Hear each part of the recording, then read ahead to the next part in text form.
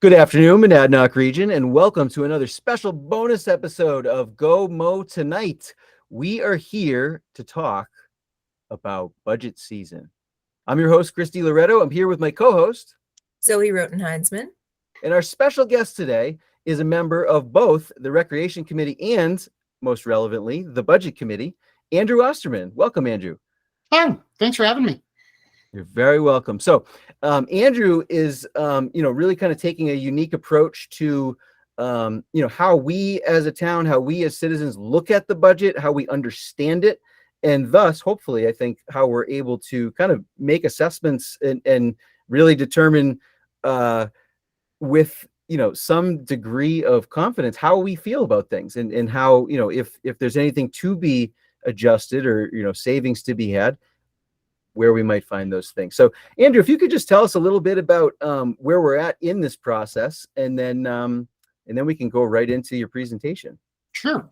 So I think it's important to understand that we don't get to a final budget for voter approval for actually a couple months now. What has happened to date is the different departments have assembled their proposed budget. And the phase we're in right now is that once a week, the Budget Committee and the Select Board meet with the different department leads across the town to understand what are the proposed changes and why are those changes happening. At the end of that cycle, which will finish up, don't quote me, I think it's the end of this month, maybe early February. At that point, the Budget Committee will take a step back, look at the budget in its entirety, formulate some recommendations to be shared with the Select Board. The Select Board will then review the proposed budget plus recommendations to come up with a warrant budget, and then the warrant budget is what gets voted on when we all go to the polls in May. The challenge with I'll take a step back. The issue I had is that there are a lot of moving parts in the budget. There's actually about 750 line items composed in the budget. And the budget process has taken on a role where it kind of tries to fulfill three objectives at once. The first objective is required by New Hampshire state law, which is towns are required by the Department of Revenue Administration to be very clear about what they are spending money on. So there's a legal compliance side to the budget where we need to be clear on where the money's going.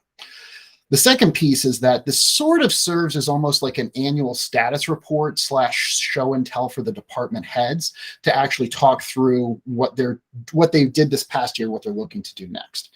So there's a big component of sort of, checking in with the departments and understanding trending. And then there's the last part, which is it's a way for the citizens to understand what drives our tax rates and what are we getting for our money. The challenge that I had is the process is compliant with the first objective. It's supportive of the second. The third one maybe could use a little work. And in fact, if you want, I can go ahead and pull up a presentation. Let's see here, a tab. Cancel.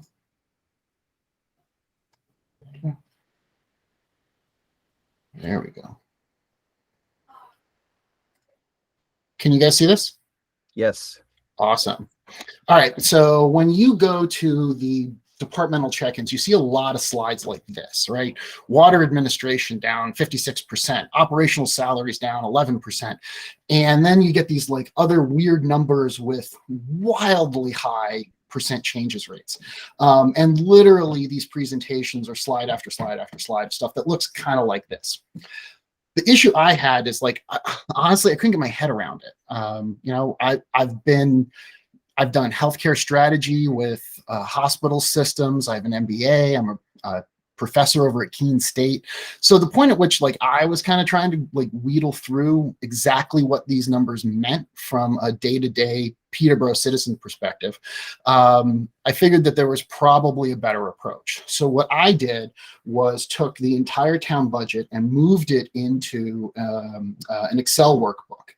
That allowed me to not only aggregate spending across multiple functions, but also multiple departments and multiple applications. And from there, basically built up a financial model for the town of Peterborough.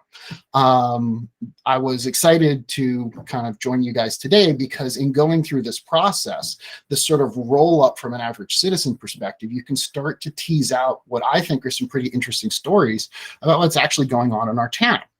DPW comprises about 30% of the total budget. They were also the first group to go. They went last Tuesday. And it was a fascinating department to start with because there are some like really, really cool stories coming out of what they're doing. But at the same time, it's sort of surfacing some, say, challenges or opportunities to better articulate to the town why our taxes are the way they are. So I'll kind of dive into it. Obviously, if you guys have questions, feel free to jump in. This is my first attempt to use this to explain it to other people versus me using this to explain it to myself. But here we go. Over the last 4 years, so it's 3 actual years plus the proposed, the Department of Public Works has really been just a rock star performer. They have kept their costs to just 9% growth over 4 years. That actually lags inflation, which is a huge win, especially when you consider that the rest of the town's budgeting has grown by close to 33%.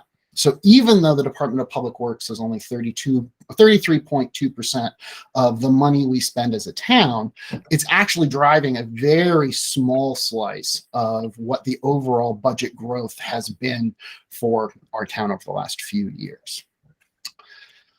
By pulling apart the departments in the DPW, like the slide we saw earlier, this guy, rather than looking at it division by division and function by function, I found it really helpful to take a step back and aggregate spending change across the entire department. And in fact, when you dig into the numbers of what's been driving that growth over the last 3 years, plus the proposed budget coming up, what you find is that the overwhelming majority is being driven by just 2 factors. One is some debt service that we're taking on to support capital improvement projects. And the second is human capital. If I could just ask, like, Yeah, sure. when it comes to debt service, is that huge jump primarily related to like the bridge bond, or is it just multiple things stacking up? Like, is there a primary driver? There's multiple things stacking up there. So, and it's a really good question, actually, because this is one of the issues that I talk about. And I'll tell you what, do me a favor, hold on to that. Okay, I'll hold that question. Okay. Because there's an interesting asterisk that it's probably worth getting into on that one. Okay. So debt service around bonds, the rise in human capital cost, and then it really kind of just falls off the table. I looked at all 3, I think it was 48 cost centers tied to 44 spending categories tied to the DPW, and then broke them all out in the graph you see before you. What I love about this graph is the top 3 are debt service, human capital, and then a bunch of other stuff. And then we have the spelled out buckets that are also comparatively large. But when you're looking at things like supplies or even electricity, it gets really minuscule really fast. I think this slide is really valuable because when you go into a lot of these budget presentations and we look at slides like this, invariably what happens is people start getting pulled into these like odd conversations around estimates for the price of gasoline. And we actually spent a fair amount of time talking about gasoline and diesel fuel. But recall, we're looking at basically about a $6 million budget here. So for a spending item to equate to only 1% of the DPW, you got to break $6,000, right?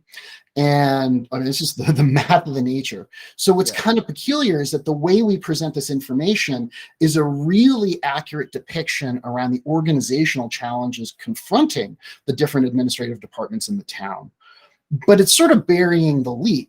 And by inviting these conversations around gas prices, is it important? Of course, every dollar matters, but this is a literal fraction of a fraction of a fraction that winds up sucking up the majority of time and discussions in the town meetings.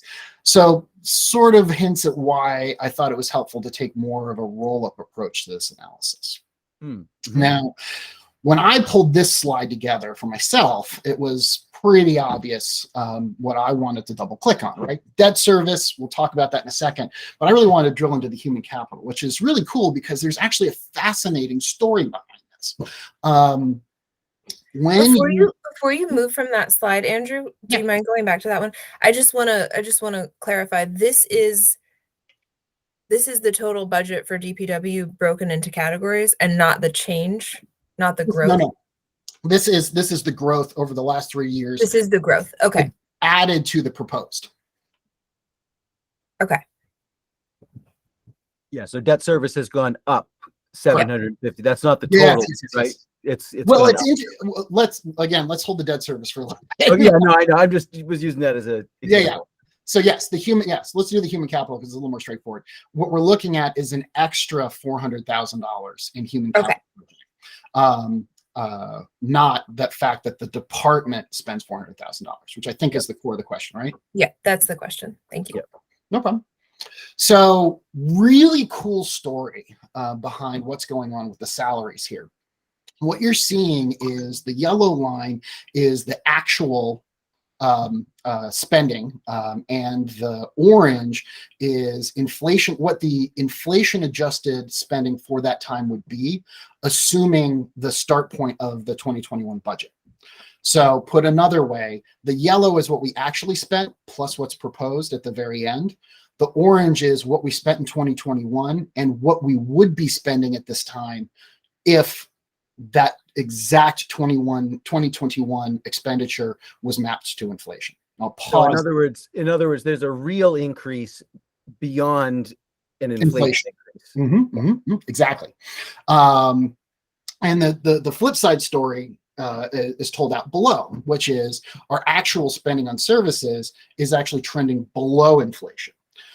So in the DPW budget, the 23-24 proposed does reflect a spending increase, which you can see is a significant jump above inflation adjusted spending. And this is capturing, I think it's, what does this come out to be? This 1.6 million in total salary spent, salary plus OT. So if we're good on the actual versus inflation adjusted forecasted, let me dig into this because it's a cool story. We're looking at about 120 grand in incremental salary spend in the proposed budget. But when you dig into where that increase is coming, it's actually really straightforward.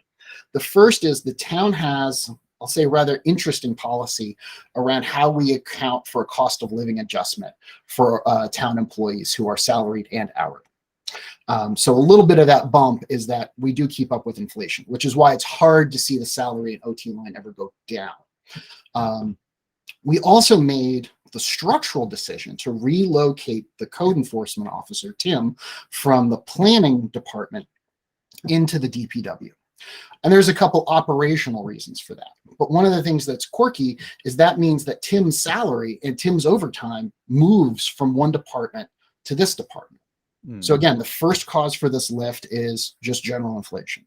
The second cause for this lift is tied to just a relocating of a resource. That's not a net increase to town expenditures. In fact, moving Tim from one department to another wouldn't impact in and of itself the salary expenditure at the town level, which is why I think it's so important that to take a step back and look at things like human capital costs at the town versus department versus functional level.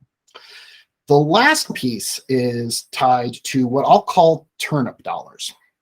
It's a bit of a strange term, and really I just used it because I have a 2-year-old girl who loves the word turnip. So if you say it, she starts giggling, and I didn't know what else to call these things, but we'll talk about them in 1 second.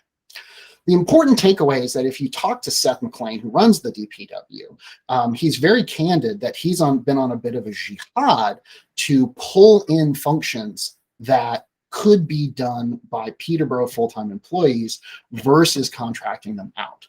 So you start to see a bit of an uptick in things like equipment budgets and capital outlays, because what Seth's doing is aggregating in tools to allow his teams to take over more external services.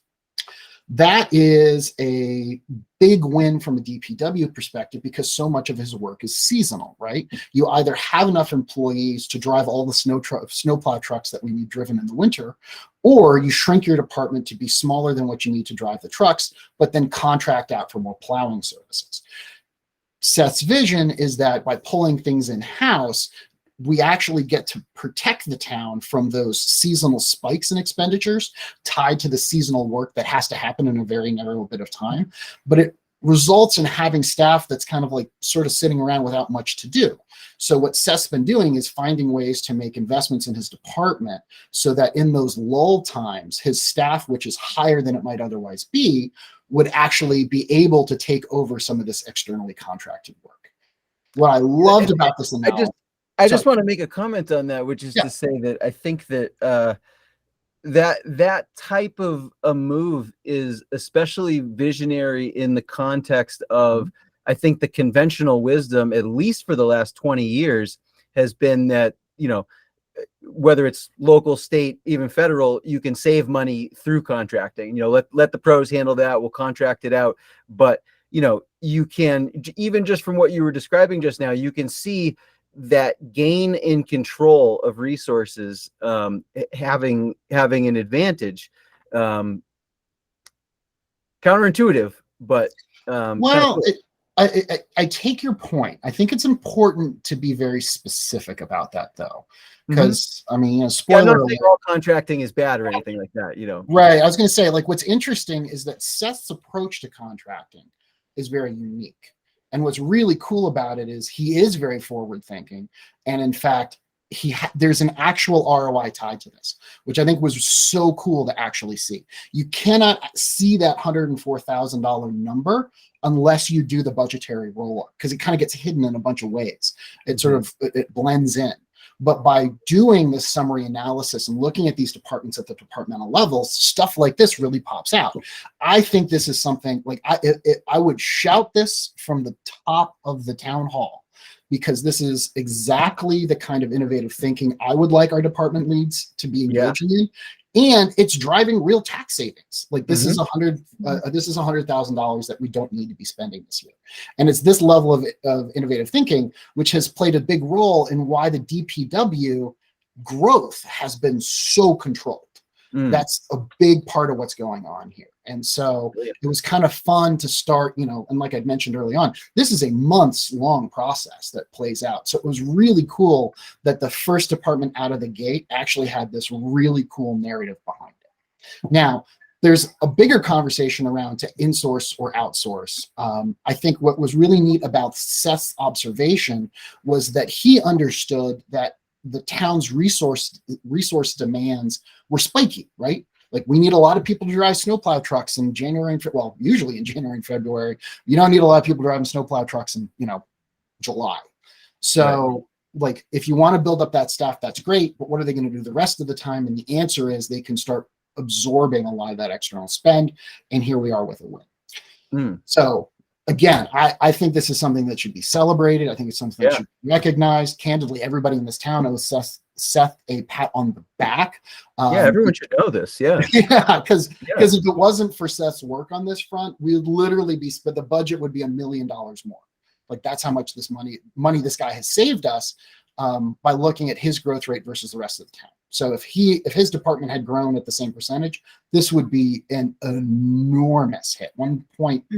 I did the numbers. It was like 1.23, I think, million over what we're going to have to spend in just the proposed budget. So that's the Seth's win. Does that track? Do you guys have any questions on that, or should I talk about turnip dollars? I want to hear the turnip dollars. I'm interested in that.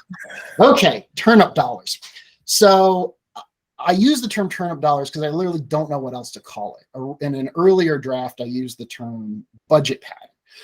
But people seem to find that word very triggering. So we'll just call them turnip dollars, because it's not really budget padding, but as you guys will see, it's a little complicated. So let's talk about what a turnip dollar is. If a resource is planning to retire in the coming year, and a department lead would like to convert that resource into a different type of role once they hire the replacement, this sort of interesting thing happens. The town budgets for the current in-town employee as if that town employee will be employed the entire year. They then also budget for the new town employee as if that town employee were going to be employed the entire year. Neither is the case. Right. It's important to understand that unless something very weird happens, there's no reason that both of these people would ever be employed at the same time, right? The issue is that we don't know when this person's going to retire. Like if they say we're going to retire this summer, well, is that like, June or July or August? I don't know. But at some point, this switch is going to flip from one to the other. Yeah. And because of that uncertainty, we need to budget against two roles, even though that money should never be spent. Right. Mm-hmm. And this is the part that sort of, I think it's worth talking about, because this level of intricacy, which again, it's tricky to figure out unless you actually dig into all the numbers, is a really interesting example where a town budgeting policy, specifically this double loading of the role, even though the dollars aren't going to be spent like that, adds a cost to the type of process improvement and the type of innovation, which, as we've already can see in the analysis, is yielding results, right? Like this is a win. This is the cost. Now you talk to town folks about it. It's like, yeah, but the money isn't going to be spent. And, ideally that's true. There's no reason to think that the entirety of either of these budgets would ever get spent, because if it was, we wouldn't have this problem. The problem is that even though the town knows that these dollars aren't going to be spent, in order to comply with DRA regulations, that's the state law, we still have to appropriate them, which means you and I still have to pay the taxes for it. Yep. So while it's great that we're getting these improvements, and it's wonderful that Seth's on it to make sure the money's not going to be abused, and I guess it's good that we can, put some money in the piggy bank for next year, the reality is it still hits our taxes. I thought this was a good topic to dig into because Seth is not the only department that's doing this. This budgeting process manifests in a couple different departments. And I think there's a big opportunity for the town to rethink how this gets handled. Either as a standalone enterprise fund line, it gets complicated. I don't want to go too far into the policy recommendations because you get into a huge regulatory morass. But as a citizen that wants to see the town innovate, that wants to see the town become more efficient, I would love a town-wide solution to this problem, because it just results in people paying money that we shouldn't need to be spending. So when we look at innovation, I think it's not just important to look at how the departments themselves can evolve, but how can the town at the administration level support that evolution? And this gets into one of sort of the downsides. Right now, the town doesn't have any human resource managers. In fact, I asked if we could get a count on total town employee headcount over the last 3 years, and the answer was no, because there's nobody that can pull those numbers. Yeah. Wow. So I'm just guessing, and maybe you don't know, but I'm just thinking, as someone who's worked in a corporate environment for 20 years, our HR, what I would think of as HR tasks, just general employees type stuff, are they just handled by supervisors and managers and department heads in each individual department? Is there someone who has that, I guess, is hiring and firing and issue mitigation and discipline and approvals and things like that just handled across, in a diffused way? So yes is the short answer. This is not my area of expertise. So I want to be very clear that, I would welcome feedback on this comment. But sure. That having been said, I do know that the administrators themselves are accountable for handling things like grievances. Now that gives me the heebie-jeebies, and I think, as a private sector guy like yourself, you kind of don't want direct managers managing HR issues, because there's quite a few times where the direct managers are the HR issues. Right. Right. Not for nothing, our town gets sued a lot for HR problems. Yes. And that is what made me think of it. Yeah. Yes. And right now those duties are shared between the managers, the departmental administrators, and the town administrator's office, and also the select board. And if we were looking for a spot that we could reap benefits, like true financial benefits, I think it would be in re-examining our HR functions. The lack of that capability manifests in a couple different ways. In addition to not having a town level open grievance process, we also don't seem to be doing very aggressive work around salary benchmarking. Now Seth's does it for his guys because understanding career pathing is so important to the way he operates, and I think it's wonderful. I look forward to hearing from other departments as to why exactly they're coming up with the salary numbers they're coming up with. Right. So yeah, that seems like, I mean, it seems like worth standardizing potentially. I mean, just if only for the fact, and I don't want to get too bogged down in this one issue, but just if only for the fact that, like, the reason the corporations have dedicated HR staff is, well, maybe they would argue there's multiple reasons, but the primary reason is to mitigate litigation potential and limit liability. And from a tax conscious perspective, you pay, say $100K in, salary, maybe a little bit more than that with benefits to a professional HR person. And who knows what you save in settlements and things like that down the line. Well, and it's like, don't get me wrong, like an actual HR lead would be fantastic and could likely solve this problem. But this problem isn't a direct result of, I'm going to put it this way. Everybody tied to the budgeting process knows this is what's happening. So it's not like the problem is that the HR department hasn't run point on this issue, because this is really a finance issue. I don't even know that an HR lead would necessarily resolve the turnip dollar problem.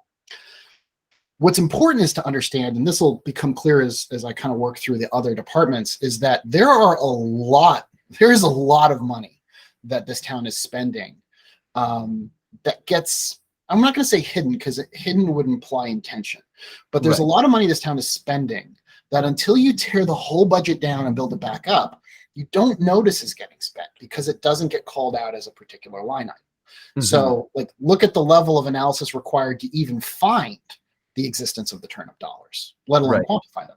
Right. This problem is happening in more than one department. I can tell you that the impact of this problem happening in those departments is just as hard to track down. So coming up with a town level understanding of our human capital trends, I think is really critical, because that's going to surface a lot of this issue, right? Like, we'll see these weird spikes in HR costs that will allow us to zero in on them. But as it stands now, the current process does not account for this. There is no point where the budget committee and the select board and the town administrators sit down and talk through their global costs. It doesn't exist in the process. And that's a shame, because we're missing out things that, hey, I think the innovation is great. I love what Seth is up to, but, like, man, I really wish we could solve this problem. But this conversation doesn't actually fit into our process at all. Yeah, that's really interesting. So does that track? You guys want to do anything else on turnip dollars? No, I think I got you there. I mean, that's another thing I just think that no one has any clue about, that's the math on something like that. Yeah. I mean, let's talk about it. Sometimes you might have a month or two of overlap, as someone transitions out and someone trains or something like that, but 12 months and 12 months just doesn't really make a lot of sense. Well, and the really interesting thing to me is, if we have multiple resources going through this process, like, why don't we just create a single fund or a single line item to account for the shift? Like, that to me is the big win, which is, I'm not sure when this employee is going to retire, but if we've got 6 town employees in this position, like, we can kind of average out the risk, because some will start soon, some will start late.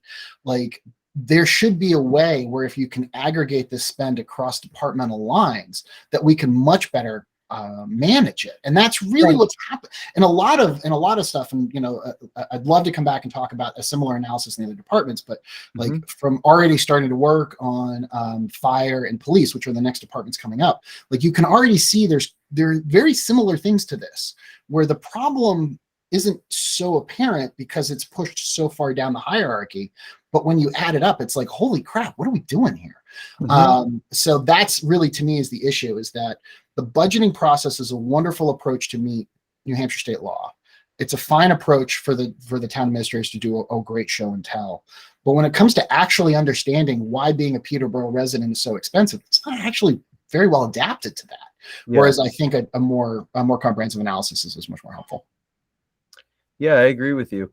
And just, I know this isn't our focus today, but we should also just point out too that, you know, for those who are unaware, is that the school budget, which is factored into our overall tax burden, is not part of this budgeting process, right? Correct. Yeah. It's completely separate. It's voted on separately. It's voted on in March instead of at the rest of the town meeting. So just throwing that out there for anyone listening who isn't familiar with how this works. That's why we're not talking about the schools, which is a huge chunk of millions of dollars. But it's not under Andrew's purview, and it's not being discussed as part of this process because it's a whole separate deal. Correct. And I think that narrative is a really important one to get out there, because far too often people will look at their property tax. And you go into the finance office in the town, they have a pie chart right there in the window that says, here's where your tax dollars are going. And, you know, most of the pie chart involves going to the schools. The challenge is that people look at that pie chart, they think, well, the reason my taxes are so high is because of the schools.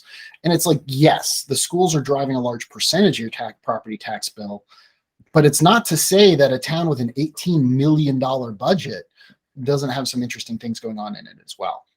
Yeah, absolutely. And it's definitely worth exploring, especially since anytime we want to start talking about, you know, reforming the school district or changes that would affect the school budget, it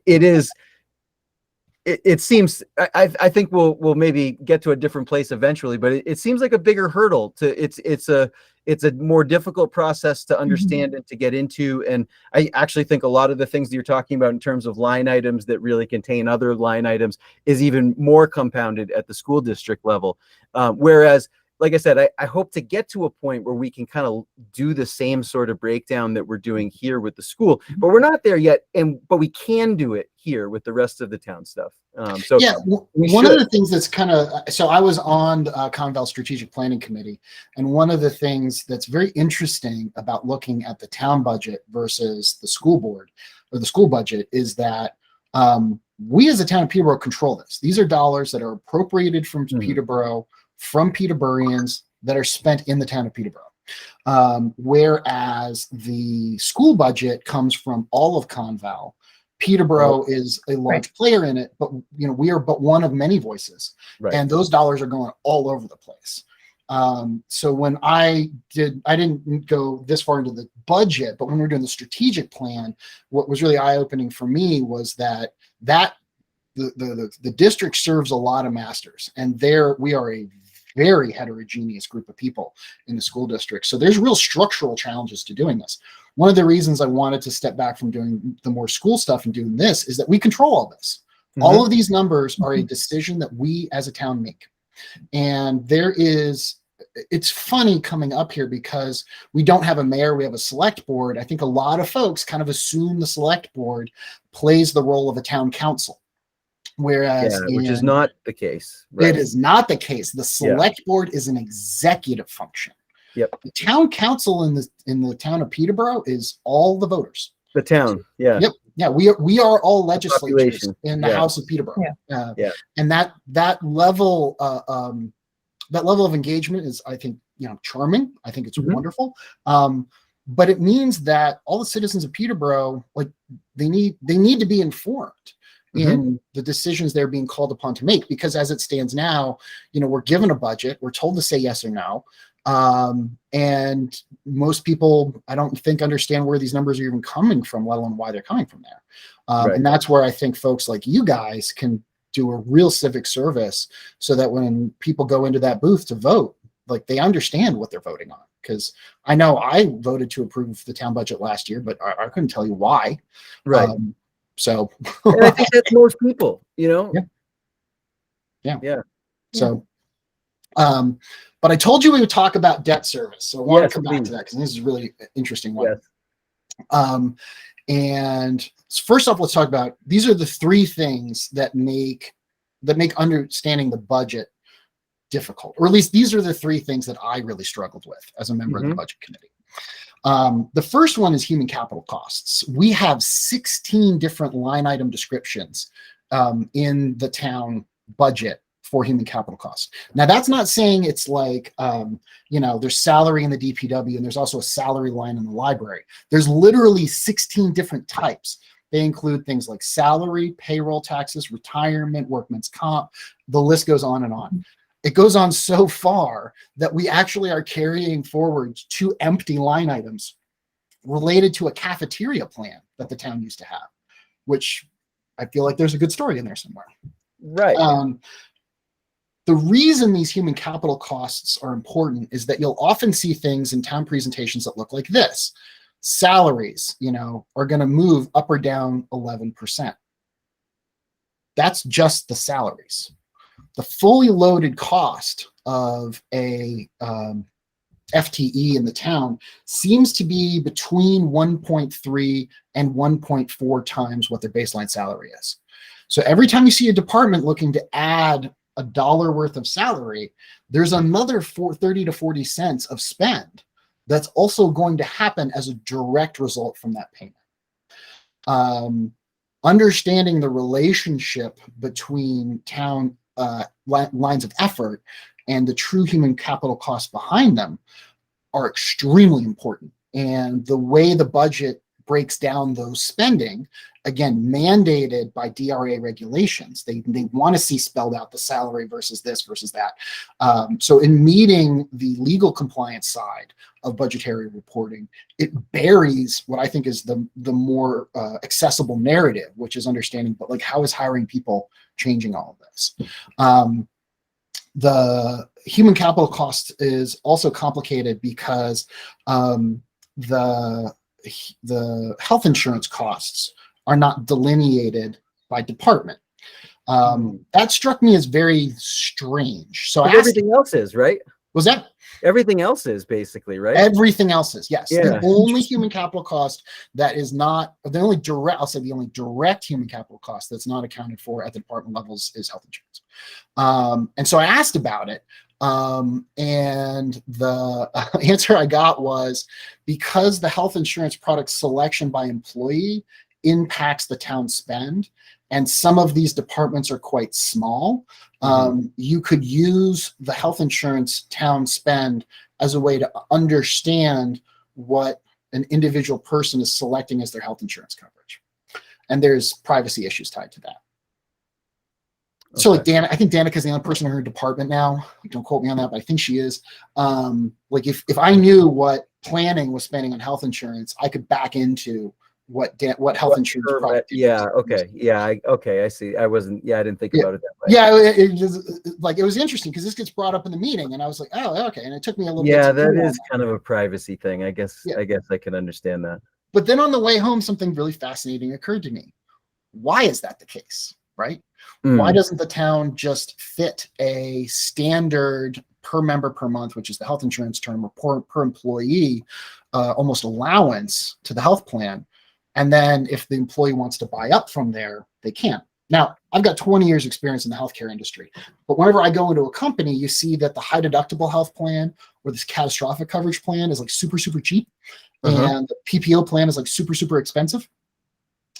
In real life, the cost spread between those two insurance products is not as dramatic as employees typically see them. What's happening is that your employer is paying the first, say, $500 a month of your health insurance cost. So when the HDHP only costs like $600 a month and the PPO costs $1,000 a month, oh, I see. To the employee, it looks You're like paying the $100 difference. and one's $500. Yeah. Now, I've never worked at a company where that isn't the case. Right. But we do it at the town level. And rethinking policies like this, which again is usually under the purview of human resources, which doesn't exist, right, is a huge driver. $1.2 million in annual spend. It is the second largest single line item in the entire town budget is health insurance. Now, I can tell you right now that New Boston just cut a lot of their expense in the health insurance space by putting their their insurance contracts out to bid. And they passed a lot of those savings along to the taxpayer, but to the town employees themselves. They're paying less in health insurance over there. Without this function, without anybody in the town administration looking at the budget from big spending down to little spending, we're looking at things like this, which candidly to me seem quite high. But without having somebody in those roles driving that stuff, it's hard to know. And that's what I mean by HR policies that aren't really found in the budget. Specifically, we don't, in the budget committee, we never talk about why are we reimbursing a percentage of expenditure rather than a flat fee? Not just because that would allow us to control our costs, but it would also allow us to then attribute our health insurance back to the departments themselves. Because of an HR policy change, we're struggling with visibility into a significant spending line. Yeah. We'll pause there. Does that kind of track for you guys? It does. Yeah. Yeah, seems like an area for opportunity. Yeah, absolutely. Yeah. All right, debt service, because I told you we would get to it. Debt service, yes. So the town budget committee focuses on operational expenditures, and that's by charter. We also have the capital improvement committee, or the SIP. That focuses on expenditures around investments and bonding and that type of thing. So DPW wants to buy a new truck, that goes through SIP. We put out a bond for the bridge, that's a SIP thing. We fix up the dams, that's a SIP thing. What's kind of wild is that the debt service is a huge spending line in of itself. So the wacky part is that the SIP, this is the thing that strikes me as odd to me, is that the SIP committee is appointed off of other boards. The budget committee is elected. But like I said earlier in this slide, this line shows up in the budget that I am reviewing, and I'm expected to have an opinion on. But there's no control over it, because that is the outcome of a decision made in a different committee.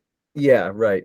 And what's really tragic about this is that one group of people is tasked to understand all the operational intricacies of all of the departments in the town and understand their operational expenditures. And another committee is then asked to understand all this stuff, to dig into all this stuff, to understand their capital expenditures. So we basically have, I think it's like 12 people in each, call it. We're doing double the work, which is a shame from just a civic volunteering perspective. But the really annoying part is the department leads then need to basically brief the two different groups. So I need to go in and understand why Seth's capital expenditures or his operational expenditures are what they are. And the reason is because of his vision for the department. And then the SIP comes in and they have to ask him all of the same questions. So we're effectively creating work for our leads, which is at best inefficient and at worst really mucks things up, because your capital expenditures and your operational expenditures should have a relationship. And if nobody in the town is actually looking at the link between those two issues, and structurally no one is specifically assigned that, then where are we going here? Right. So if you look at the expenditures proposed in the SIP, some of them make a ton of sense. Some of them I can kind of get my head around. Some of them are just deeply weird to me. But all of those decisions have a direct line item impact on how the town spends its budget. And this number is a hard thing to get your head around. There's no debt service line in the budget. Instead, we split it up between debt interest and debt principal, I think is what they call it. And like a mortgage, when you pay a bond over time, the percentage, each monthly payment is the same amount of dollars, but the percentage of each payment that's allocated to interest versus principal changes. So your first bond payment is mostly the interest cost. Your last bond payment is all principal cost. Right. So that shifts over time, but we account for them differently in the standard budget. So without rolling those two numbers together, which again doesn't happen in the budget for regulatory reasons, you can't really understand how the cost of all the borrowing we're doing is adding up. Because as those debt service products age out, their payment ratios shift. And so that's the other thing that makes things very, very sticky and very, very tricky. And And then the last but not least is like the turnip dollar issue, which is these interesting little budgetary approaches, which make a ton of sense from a regulatory perspective, are introducing costs. Like this hits your tax rate. And what's worse is not only does it hit your tax rate, but the town never spends the money. And that's the other thing that made it really tough for me. So this isn't like a list of grievances. No, not at all. This is like if you've ever looked at the town budget and you're like, this doesn't make a ton of sense to me. First time I looked at it, didn't make a ton of sense to me either. These were the reasons why. Yeah, no, I mean, yeah, and I don't think it is a list of grievances. I think that having this laid out like this gives everyone the opportunity to form opinions and decide if they think that something is a grievance or if they don't care or whatever. Like, turnip dollars, for example, right? Somebody could take the position that, it's kind of a backdoor way to do it, but like it allows the town to have some rainy day money, right? Mm-hmm. Or you could take the opposite position, which is to say that if we're going to have rainy day money, it should either come up more organically, right? And not with these line items that we know will produce it, or we should explicitly vote on it, and say that the town should do that. So yeah, I mean, I think that's so. One question I had, this seems to be my favorite subject, which I wasn't expected, just going back to the debt service. And I don't know if you know, but so do you know, are the interest rates on the bond, are those variable? Like, is that sometimes part of the reason why we could see a year-on-year spike? So again, debt is not covered by the budget committee. Okay, so it's just not. Yeah, like I'm not an expert on this. It's I will totally say that one of Lily's big innovations when she came in was to refinance. We had multiple bonds outstanding, and she was able to refinance the bonds into larger notes, which carried lower and I believe fixed. I've never heard of a municipal bond on a variable schedule. It's possible, but I do know that Lily just re-engineered that. And I've been impressed with Lily's financial engineering strategies. Like they seem to be paying good dividends.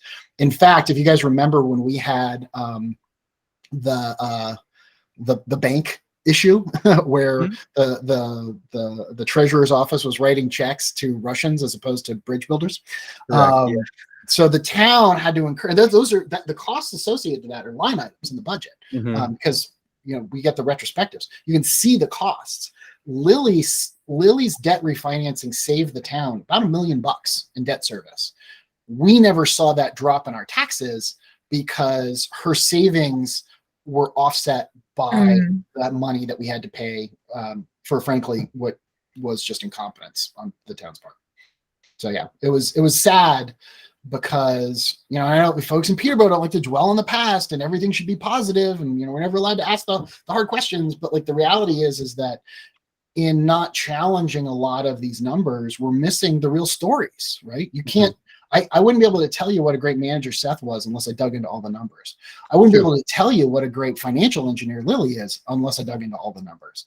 Because if you're just looking at what your tax rate is and what these presentations are, so much stuff gets left on the table or the cutting room floor that we should be celebrating our wins. And Lily and Seth, they've driven a lot of value for this now. Yeah, absolutely. And as we're kind of coming up on our time here, you mentioned earlier that we here on the show, can provide this public service. But really, I want to thank you for doing this breakdown because, as you say, the town, the department heads, they do a great job with their presentations. I've seen them. They do give you a sense of what is being done. What the priorities are, what the purpose and planning is, etc. But that's not the same as a financial analysis. And actually, in a way that, and so we do want to know all those things. It's not that should change. I want those department head presentations, but looking at it from this perspective is really important in order to be able to make, even before we make informed decisions, to begin to form positions. On how we feel about these things and come up with ideas and thoughts. And even if they don't always pan out, I think that talking about ways to, improve or refine, etc., is always healthy. Well, I mean, I think as I mentioned before, like just so I could do my job, I'm preparing this analysis for all the departments, and then we'll probably prepare an aggregate one looking at the whole town. So if you guys would ever like to have me come back and chat about other departments and other I'm already budgets, ready to hear about police and fire. So Yeah, this is really, really interesting stuff. yeah, so I'd love to Thank have you you back. for giving us Whenever more. you're ready with that, I think that'd be great to talk. yeah, to. sure. No, I'll be happy to follow up. Their presentations are tonight. I want to give them an opportunity to answer some questions I have. I was able to do this in advance of Seth's presentation because I had worked directly with Seth. So I've got some questions out to the chief and to both the chiefs, I guess, to dig into that too. But yeah, it's like these are interesting stories. This is the town we live in. And people should know. And we're the legislators, so we really Exactly. should know. We really, it's a responsibility. Yeah. So yeah, so I love it. Well, hey, thanks for putting this together. Thanks for joining us. We'll have you come back on, and hopefully, viewers out there, you've gotten a little bit of an education here. And as we move through this process and begin careening towards town meeting, we can hopefully enter that stage with a little bit more knowledge to empower. Yeah. So thanks again, and we'll be talking soon, I think. Sounds great. Have a good one, guys. You too. Thanks, Andrew.